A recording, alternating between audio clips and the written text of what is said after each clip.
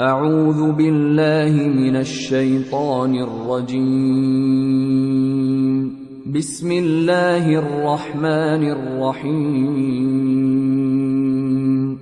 Babulut ini, pada saat tiba di Babulut, tiba di Palestina, maka Dajjal tidak tahu yang datang ini siapa. Disebarkan berita oleh pengikutnya mengatakan, "Hai Dajjal, sudah datang pasukan yang ingin memerangi kita." Lalu Dajjal mengatakan, siapa yang berani mengalahkan saya? Siapa yang bisa? Bukakan pintu gerbang, kita tantang. Dia nggak tahu kalau Isa alaihissalam yang datang. Kemudian pada saat dibukakan, Dajjal dengan sombongnya, dia tahu dia tidak mati, gitu kan? Punya kekuatan super yang luar biasa. Begitu dibuka pintu gerbang, dia sengaja nunggu di pintu gerbang untuk menunjukkan, mendemonstrasikan kemampuannya di depan para pengikutnya. Ternyata waktu dibuka pintu gerbang, Isa alaihissalam di depan pasukan muslimin. Dan akhirnya begitu melihat Isa, dia coba melarikan diri dan badannya meleleh seperti melelehnya lilin, gitu kan? Jalan terus meleleh sampai akhirnya Isa alaihissalam mengejarnya sambil mengatakan, wahai musuh Allah, sudah saatnya kau mati. Diletakkan di tanah, ditekan oleh Isa alaihissalam, lalu kemudian ditombak di antara dua matanya dengan tombak emas, yang akhirnya membuat Dajjal mati.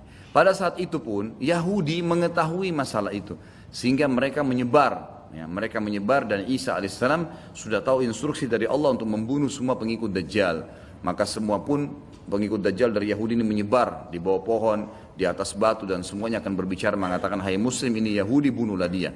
Maka semuanya pun dibunuh oleh kaum muslimin kecuali satu pohon garkat. Pohon garkat ini pohon yang punya duri dan buahnya pahit. Dulu di kuburan Baqi cukup banyak, ya. Sekarang subhanallah di Israel paling banyak ditanam pohon garkat karena mereka tahu bahwasanya itu tidak akan berbicara untuk menunjukkan siapa mereka. Jadi kebodohan orang Yahudi tahu kebenaran ini tapi mereka tidak beriman.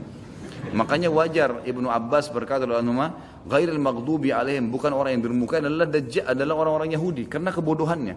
Maka pada saat itu pun dibunuhlah semuanya. Dan termasuk kata ulama hadis sebenarnya yang sembunyi di sekitar pohon garkat. Garkat ini tidak bicara, hai muslim, ini Yahudi. Tapi orang Islam pada saat itu kata ulama hadis mengetahui kalau ini pohon garkat. Mengetahui kalau ini pohon garkat. Jadi memang sudah punya gambaran. Sehingga walaupun sembunyi di pohon garkat tetap akan dibunuh oleh kaum muslimin. Karena orang-orang Yahudi tidak mengikrarkan syahadat. Mereka walaupun sudah tahu kebenaran, mereka memang tidak mau syahadat.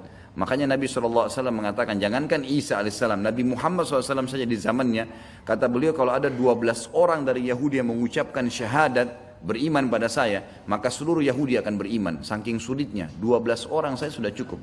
Tapi pada saat itu pun sama, walaupun dibunuh mereka tidak mau beriman kepada Allah SWT. Ini juga terjadi pada saat terjadi pembunuhan suku Quraidah.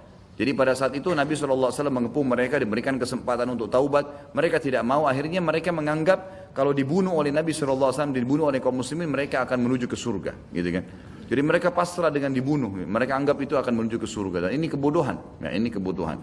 Maka pada saat itu selesailah urusan orang-orang Yahudi ini, dan Isa alaihissalam akan memimpin di muka bumi selama, ada riwayat mengatakan 7 tahun, ada yang mengatakan 40 tahun. Membuat keadilan, dan Isa akan membunuh semua babi, menghancurkan semua salib, dan tidak ada rumah satupun kata Nabi SAW di muka bumi kecuali akan masuk ke dalam Islam, baik dalam keadaan mulia ataupun menolak, terhina. Jadi sudah tidak ada, seluruh muka bumi ini akan jadi Islam pada